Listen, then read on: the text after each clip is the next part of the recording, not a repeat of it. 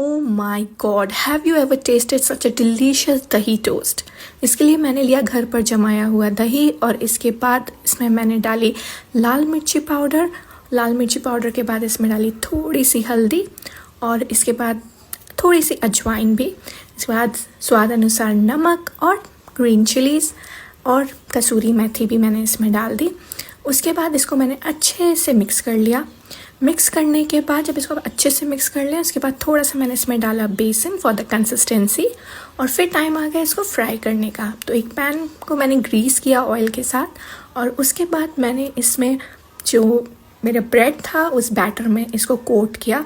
Coat करने के बाद इसको मैंने गरम ऑयल में रख दिया और उसके बाद मैंने इसको ढक दिया। ओपन करने के बाद मैंने देखा तो my God how much fluffy it is. और इसके बाद इसको मैंने स्टाइल से रैप करने के बाद मेरा दही टोस्ट रेडी।